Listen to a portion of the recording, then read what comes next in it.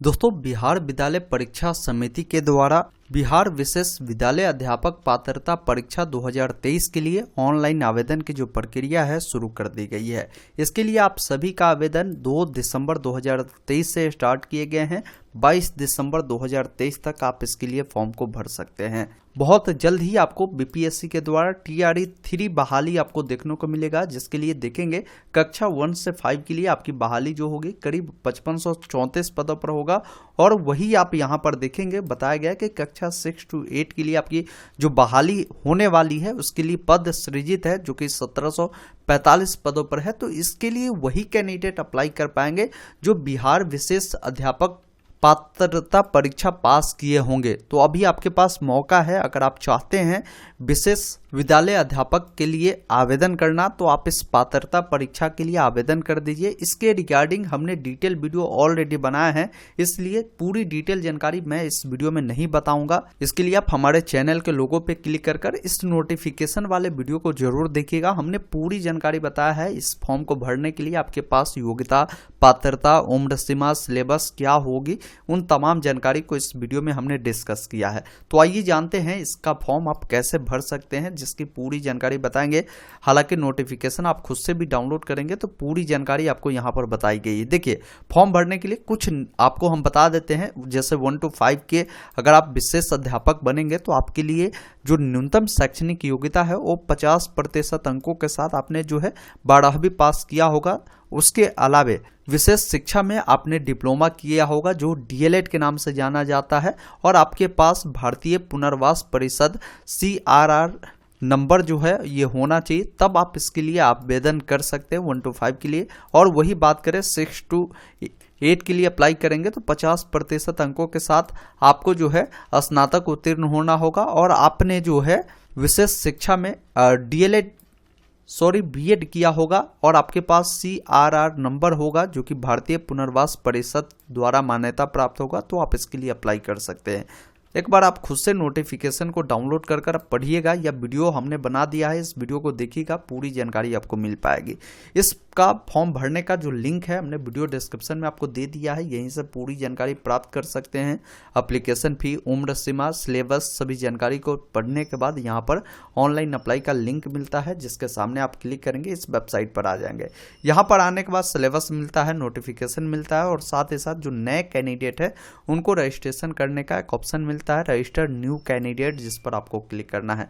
यहाँ पर कुछ जानकारी नोट में बताया गया है। कृपया अपना नाम, मोबाइल नंबर, ईमेल आईडी, अन्य विवरण अत्यंत सावधानी पूर्वक भरे। भविष्य में परिवर्तन या संशोधन का कोई भी हो सकता है, ऑप्शन आपको ना मिले तो जो डिटेल भर रहे हैं वो बिल्कुल सावधानी पूर्वक भरे। सबसे पहले आपको अपना पूरा नाम भरना है, अपना नाम को कंफर्म करना है, ईमेल आईडी डालना है। ईमेल आईडी के अलावा आपको अपना मोबाइल नंबर डालना है। एक ऑप्शन मिलेगा साइन अप का, जिस पर क्लिक करना है। आपके नंबर पर एक OTP भेजा गया होगा, OTP को फिल करेंगे, वेरीफाई OTP वाले विकल्प पर क्लिक करेंगे, और यहाँ पर बताया गया कि आपको पासवर्ड जो है आपके मोबाइल नंबर पर भेज दिए गए होंगे। आप अपना मोबाइल नंबर, पासवर्ड को फिल करेंगे और लॉगिन वाले विकल्प पर क्लिक करेंगे। लॉगिन करते ही सबसे पहला काम करना होगा, आपको पासवर्ड बदलना होगा। पासवर्ड बदलते समय ध्यान रखिए ABCD का कोई भी बड़ा अक्षर, छोटा अक्षर, सिंबल, कोई भी अंक आपको उपयोग करना है, उससे कंफर्म करना है। चेंज पासवर्ड पे क्लिक करना है। अब आपके सामने पूरी मार्गदर्शिका इसका खुलता है, एक बार आप इसे जरूर अच्छे से रीड आउट करें, जिसमें पूरी जानकारी आपको ओवरऑल बता दी गई है। आप एक बार देखेंगे तो सभी जानकारी आपको क्लियर होगी। उसके बाद एक ऑप्शन सबमिट का मिलता है, जिस पर आपको क्लिक करना है। अब यहाँ पर देखिए आपके सामने रजिस्ट्रेशन फॉर्म खुलता है। अब आपको बताना होगा कि आप पेपर 1 के लिए अप्लाई करना चाहते हैं या पेपर 2 के लिए, या आप चाहते हैं पेपर 1, पेपर 2 दोनों के लिए अप्लाई करना, तो आप दोनों के लिए अप्लाई कर सकते हैं। देखिए, अब क्वालिफिकेशन आपको देख लेना है कि पेपर 1 के लिए जैसे 1 to 5 के लिए अप्लाई करेंगे तो क्या क्वालिफिकेशन है, जो कि हमने पहले ही क्लियर कर दिया, और पेपर 2 यानी 6 to 8 के लिए करेंगे तो क्या क्वालिफिकेशन है, आप यहाँ से देख लीजिएगा। इसके अलावा आपको हम ये भी बता दें कि हर पेपर के लिए आपकी जो एप्लीकेशन फी है वो बढ़ता चला जाएगा, तो आपको देख लेना है। जैसा आपको हम बता दें कि अगर आप एक पेपर के लिए अप्लाई करेंगे तो 960 रुपये आपको देने पड़ेंगे। आप अगर जनरल, EWS, BC, EBC वाले होंगे तो वही दोनों पेपर के लिए अप्लाई करेंगे तो 1440 रुपये आपको देने होंगे इन कैटेगरी के लिए।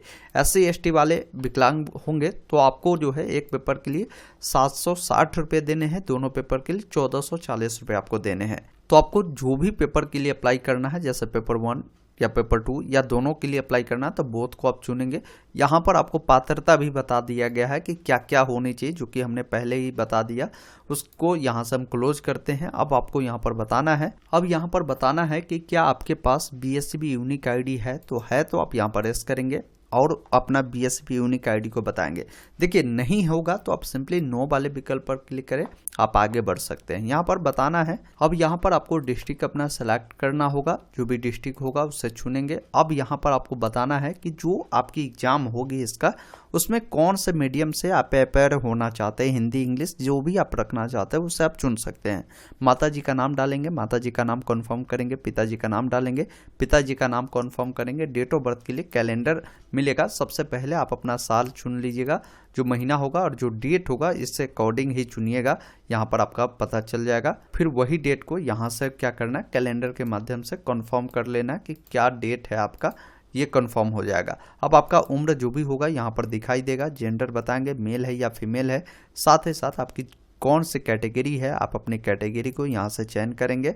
अपनी कैटेगरी को दोबारा से यहाँ से कंफर्म करना है। अब यहाँ पर आपको अपना कैटेगरी सर्टिफिकेट आपको यहाँ पर अपलोड करना होगा। बाकी आपको नेशनलिटी बतानी है तो इंडियन आपको चयन करना है। आपका जो भी डोमेसियल स्टेट है, मतलब आप जो निवासी हो बिहार के है, तो आप यहाँ पर यस करेंगे। अगर बिहार के बाहर वाले हैं तो यहाँ पर आप नो करेंगे। तो यहाँ पर बहुत सारी जानकारी आपको भरने की ज़रूरत नहीं होगी। जैसे आप यस करेंगे तो आपको अपना जो है डोमेसियल सर्टिफिकेट यानी बिहार के जो निवास प्रमाण पत्र है उससे अपलोड करना होगा।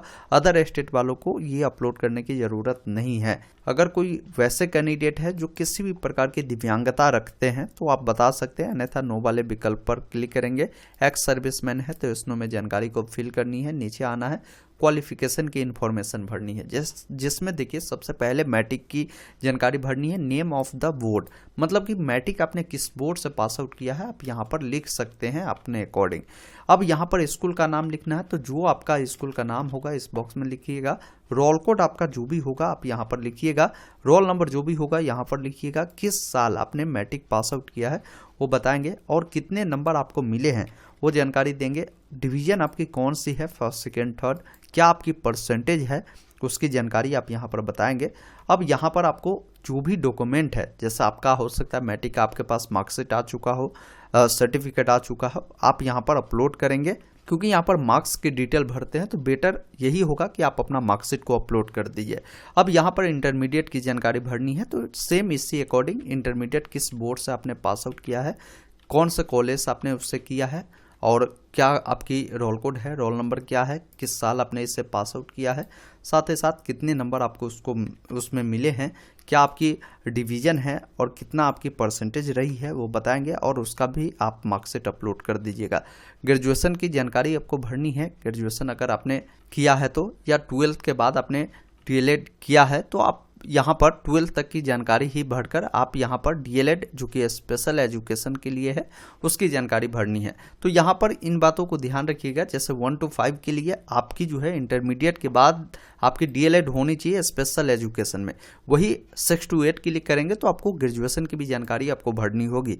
इन बातों को ध्यान रखिएगा। तो सेम अकॉर्डिंग ग्रेजुएशन की जो नाम होगा यूनिवर्सिटी का वो बताएंगे, किस कॉलेज से किया है, क्या रोल कोड है, क्या रोल नंबर है, किस साल आपने उससे पास आउट किया है, वो पासिंग ईयर आप चुनेंगे, कितने नंबर आपको मिले हैं, कौन से डिवीजन है, कितने परसेंटेज आपकी नंबर है, उसका मार्कशीट आप अपलोड करेंगे फाइनल ईयर वाला। अब यहाँ पर DLED की जानकारी भरनी है। DLED आपने किस बोर्ड से किया है या किस यूनिवर्सिटी से किया है वो जानकारी आप भर सकते हैं। क्या आपका कॉलेज रहा है उसकी जानकारी देंगे, रोल कोड रोल नंबर बताएंगे, किस साल पास आउट किया वो बताएंगे, कितने नंबर मिले हैं, कौन से डिवीजन है, कितना परसेंटेज है, आपका जो भी CRR नंबर होगा उसकी जानकारी आपको भरनी है, और अपना जो भी मार्कशीट होगा DLED वाला उससे आप यहाँ पर अपलोड करेंगे। जैसे समझ लीजिए बहुत सारे कैंडिडेट का अलग अलग मार्कशीट मिलता है जैसे सेमेस्टर वाइज, तो आप वैसे भी कर सकते हैं। जैसे सभी मार्कशीट को एक PDF बनाकर आप यहाँ पर अपलोड कर सकते हैं। तो आप अपने अकॉर्डिंग जानकारी को फिल करें। बाकी जो कैंडिडेट 6 to 8 के लिए अप्लाई करेंगे तो उनको यहाँ पर B.Ed की भी जानकारी पूछी जाएगी। तो B.Ed का आप यूनिवर्सिटी का नाम, कॉलेज का नाम, रोल कोड रोल नंबर, किस साल पास किया है, क्या आपकी परसेंटेज है, कौन से डिवीज़न है, उसका क्या आपकी परसेंटेज बनी है वो बताएंगे। CRR नंबर जो होगा उसको बताएंगे, और इसका जो मार्कशीट होगा उससे आप यहाँ पर अपलोड करेंगे। अदर कोई भी डिटेल है तो वो भी आप यहाँ पर लिख सकते हैं। अब यहाँ पर कई सारे कैंडिडेट का ये कन्फ्यूजन होगा कि सर हमारे पास रोल कोड तो है नहीं, क्योंकि बहुत सारे जगहों पे रोल कोड नहीं मिलता है। जैसे बात करें DLED में अगर नहीं मिलता है, साथ ही B.Ed में अगर आपको नहीं मिला है, तो वैसे स्थिति में आप यहाँ पर NA भी लिख सकते हैं, अगर आपका जहाँ भी जो डिटेल अवेलेबल नहीं है। तो इन बातों को ध्यान रखिएगा जो नहीं मिला है तो। बाकी यहाँ पर बोला गया है कि अंतर दिव्यांगता के क्षेत्र में 6 माह का अध्यापन प्रशिक्षण अगर आपने किया है तो यहाँ पर आप यस करेंगे, नहीं किए हैं तो आप नो कर सकते हैं। अब यहाँ पर पूछा गया है कि क्या आप पंचायती राज संस्था या स्थानीय निकायों के अंतर्गत अगर आप नियुक्त शिक्षक है, कार्यरत शिक्षक है, तो आप यहाँ पर यस करें, एंड नहीं है तो आप नो कर सकते हैं। अब यहाँ पर आपको बताना है कि जो आपकी पेपर 1 होगी 1 to 5 के लिए, तो इसके लिए आपको विषय चुनना है टेस्ट के लिए। तो यहाँ पर देखिए आपको जो विषय है उसका नाम मिलेगा चाइल्ड डेवलपमेंट, आप उससे चयन करेंगे। और यहाँ पर लैंग्वेज में आपको 3 ऑप्शन है, आप जो भी लैंग्वेज रखना चाहते हैं, हिंदी, उर्दू, बांग्ला, आप उससे यहाँ से चयन करेंगे। बाकी पेपर लैंग्वेज 2 में कंपलसरी है आपको इंग्लिश, आप उससे चयन करेंगे, और यहाँ से सब्जेक्ट के रूप में आपको जो ऑप्शन दिए गए हैं उससे आप चयन करेंगे। इस अनुसार आपका जो टेस्ट पेपर 1 का सब्जेक्ट है वो इस अनुसार चयन होगा। अब देखेंगे कोई कैंडिडेट अगर पेपर 2 के लिए भी अप्लाई किया 6 to 8 के लिए, तो उनको भी यहाँ पर आपको जो विषय है चयन करना होगा। लैंग्वेज आपको मिलते हैं, लैंग्वेज में 3 विकल्प है, उससे चुनेंगे। कंपलसरी में आपको यहाँ पर कई सारे ऑप्शन दे दिए गए हैं जो कि 6 to 8 वालों के लिए है, तो आप जो भी रखना चाहते हैं उससे आप रख सकते हैं। और यहाँ पर नोट में भी बता दिया गया है कि अगर आप पेपर 2 के लिए जब सब्जेक्ट को डालते हैं तो बताया गया है कि लैंग्वेज 1 और लैंग्वेज 2 के अंतर्गत चयनित 2 विषयों में से कम एक विषय आपके द्वारा स्नातक में या तो ऑनर्स के रूप में पढ़ा होना चाहिए या सब्सिडी के रूप में पढ़ा होना चाहिए, उससे ही आपको चयन करना है। इन बातों को आप ध्यान रखिएगा। उसके बाद नीचे आना है। अब यहाँ पर किसी एक ऑप्शन का चयन करना है जो स्नातक के सब्जेक्ट के अनुसार होगा। जैसे हो सकता है आपने स्नातक में मैथ या साइंस पढ़ा होगा तो आप इस ऑप्शन के साथ जा सकते हैं। अगर कोई कैंडिडेट जो है स्नातक में ये सोशल साइंस वाले सब्जेक्ट पढ़ा होगा तो आप इस ऑप्शन के साथ जा सकते हैं। तो आप अपने अकॉर्डिंग सब्जेक्ट का चयन करना है। अब यहाँ पर आपको 2 सब्जेक्ट का चयन करना है जो आपने स्नातक में पढ़ा होगा। अब यहाँ पर देखिए कई सारे ऑप्शन मिलते हैं, आपने जो पढ़ा है उससे चयन करें, और इसमें से जो आपने पढ़ा है उससे आप यहाँ से चयन करेंगे। बाकी नीचे आना है। बैंक अकाउंट इन्फॉर्मेशन आपसे पूछी गई है। कैंडिडेट नेम आपको बताना है, जो आपके बैंक अकाउंट पे है वो नाम बताएंगे, जो आपके खाता है किस ब्रांच में है उसका नाम बताएंगे, अकाउंट नंबर डालेंगे, IFSC कोड डालना है। बाकी नीचे आना है, आपको एड्रेस फिल करनी है, जो आपके परमानेंट एड्रेस होगी आप यहाँ पर बताएंगे। जैसे आपका जो विलेज होगा यहाँ पर विलेज लिख सकते हैं, कॉमा लगाएंगे।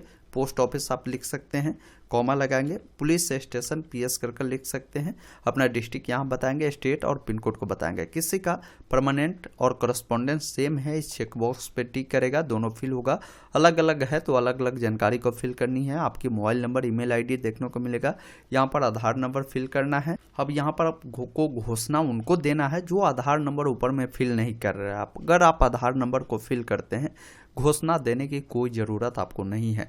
यहाँ पर फोटोग्राफ अपलोड करना है, जिसका जो साइज होगा वो 20 से 100 KB में होगा, और इसका जो बैकग्राउंड होगा वो वाइट बैकग्राउंड पे होगा, और फोटो आपकी लेटेस्ट होनी चाहिए। इन बातों को ध्यान रखिएगा। कलर फोटो होगा, उससे आप अपलोड करेंगे। सिग्नेचर की गाइडलाइन है 10 से 50 KB में होगा। वाइट जो पेपर होते हैं उस पर आपकी सिग्नेचर होनी चाहिए, जिससे आप अपलोड करेंगे।